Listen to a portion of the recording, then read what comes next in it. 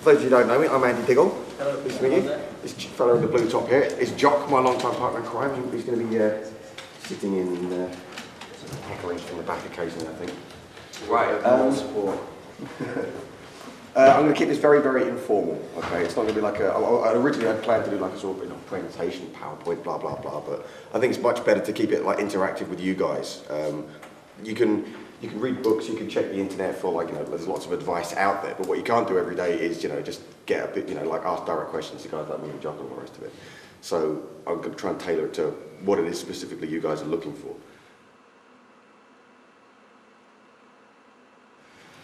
Right then, where to begin? Okay, specifically comics writing. How is comics different from other media? It's obviously a very general kind of question. And if you guys are looking to create your own work, that's kind of a good thing and a bad thing for me, in that it means you can do anything you want. But it's harder for me to tailor it specifically to your individual needs and desires. The thing people always ask me is, how do I get into comics? I mean, I guess most of you here, I'm talking about professionally, the industry as opposed to the medium. Most of you are here to find out how you get into comics. People always ask me, how do I break into the industry? There's this kind of assumption that there are these gatekeepers whose job it is to kind of, filter the talent, but once you're through that gate, then suddenly you can do what you want. It doesn't really work out that way. What people never ask me is, how do I get good? And that's the answer to the first question. You get into the comics industry by being good at it, and you get good at it by doing it. People are always telling me what they could do if only somebody would give them a chance, if somebody would give them a break, if somebody would let them, give them a chance to demonstrate their talent. But the fact is, well, you just go and do it. If you want to get good at comics, you just go and do it. You make your own comics. I mean, up until a few years ago, the general British plan for getting into comics would be, what you would tell everybody is, well, you start pitching to 2000 AD, you do a few future shocks. Anybody doesn't know what a future shock is? Okay, well, for 2000 AD, a British anthology comic, famous for Judge Dredd and stuff like that. They have short stories occasionally, which are just like 4 or 5 page science fiction short story with a twist ending. And that's usually new writers at 2000 AD are encouraged to pitch for future shocks, just as a way of sort of testing out whether they're any good, basically. And the traditional model would be, you do a few future shocks. If they're any good, then they'll give you like a short series to do or something like that, and then you kind of progress from there. That's how it used to be, and that was the regular advice we'd give everybody. For those of you who don't know, I used to edit 2000 AD before I became a freelance writer. But I think that's changing now. I think that pattern seems to be changing, and I suspect the web has got a lot to do with it. That the fact that people can self-publish their comics for free on the web, and instantly reach a global audience, without having to pay for printing your own comics and so forth. But also, the small press is booming in Britain at the moment. And I think that's because the prices are coming down because digital printing is getting so much easier and cheaper. Technology is just making it much more accessible for everybody to go and do it for themselves. So we're seeing a lot of the independent talent seems to be popping up, just like I say, just doing it for themselves. It comes back to my point of you don't need to go through these gatekeepers necessarily. You can just do your own thing. Marvel and DC and so forth are now employing talent scouts. I know the old model in 2000, Jeanette Kahn at DC Comics back in the 80s went and deliberately headhunted British talent from 2000 AD. And there was an assumption that there was this automatic brain drain. As soon as you got good at 2000 AD, you would end up going over to the majors in the States. But I think that doesn't seem to be happening so much now. But they do employ talent scouts. They go around scouring the independent sector. Marvel in particular seem to be very good at finding independent talent, guys who just do their own thing through Image Comics or self-publishing or whatever. And they seem to be quite good at, I was going to say grooming, but that sounds slightly creepy, doesn't it? But yeah, I mean, like guys like C.B. Cebulski, who's Marvel's talent scout, will come to events like this and find out what he's doing. So, your best chance, if you do want to work for the majors, is to do your own thing. That's the drum I keep banging. People often don't seem to know they don't know how to get started or where to start. Hooking up with those of you who are writers, the best thing to do, hook up with an artist. Okay, there are good places to hook up. There's plenty of places online. After I get home, I'm going to put a big list, like a reading list and a bibliography for you, and a list of useful links. So if you check my website, it's andydiggle.com. And there's a link on that to my blog, and the blog is probably where I'll post all this stuff. So you don't have to worry about frantically trying to write down web addresses or anything right now.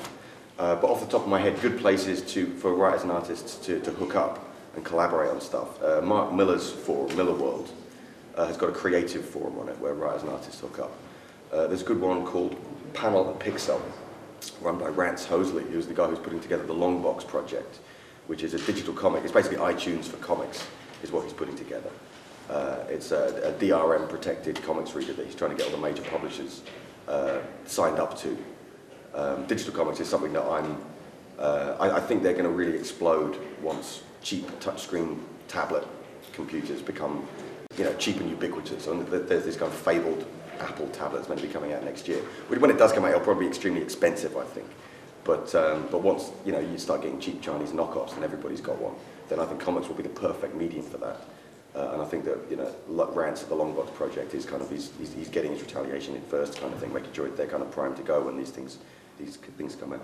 So yeah, Panel and Pixel is his forum where that's a good place for writers and artists to get together. Comic Space is another one. Comic Space is a useful place not only to collaborate, but they host free online comics. You can post your own comics there. They've got like a little mini comics reader built into it. And even Blogger. I mean, some independent comics guys are just putting it on a blog for free at blogger.com. If you are pitching to editors, you're much better off just putting it online first and then sending them a link to it, rather than clogging up their inbox with 10 megabytes worth of stuff. That's a real no-no. And 9 times out of 10, that'll just get deleted unseen.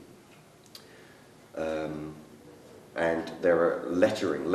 Bad lettering will often let down a decent comic. You can get free comic book fonts at blandbot.com.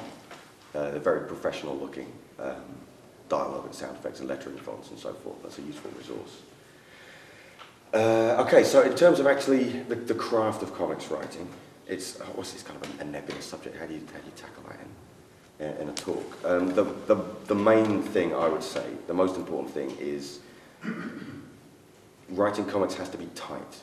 You've got to be dense. You don't have to be. I mean, like there are different styles, but screenwriting is a very dense form of writing. You haven't got room you haven't got a huge amount of time to waste. And in comics, you have to be even tighter. It's all about what you leave out is as important as what you put in, I think. Somebody, I think it was Garth Ennis, described comics writing as like it's a movie filmed with a strobe light. You just get brief snaps here and there, and it's all about distilling down into what is the briefest moment I can give you that will encapsulate this continuous stretch of time that you're trying to represent in comics. So brevity is by far the most important thing, and I find that writing, when I'm writing comics, I think it was Rudyard Kipling who said, "I apologise for the length of this letter, I didn't have time to write a short one." When I'm rushing a comic, if it's a frantic deadline, you overwrite, and what you have to spend the time doing is cutting it down. And boy, when I was at 2000 AD and I was asking people to write tight, I'd always describe it as distilling a barrel down to a shot glass of rocket fuel. And I find that one of the great things about 2000 AD is because the stories are so short, you've only got 5 or 6 pages, you have to be incredibly dense in your storytelling, and that's why it makes such very good training, I think, for writers. If you learn how to tell a complete story with a beginning, a middle, and an end in 5 pages, then when you get 22 pages to play with, like for an American format, it suddenly feels like the biggest canvas you can imagine. And I think that's one of the reasons why British writers who started in 2000 AD tend to do very well in the States, because I think the craft of comics is all about density.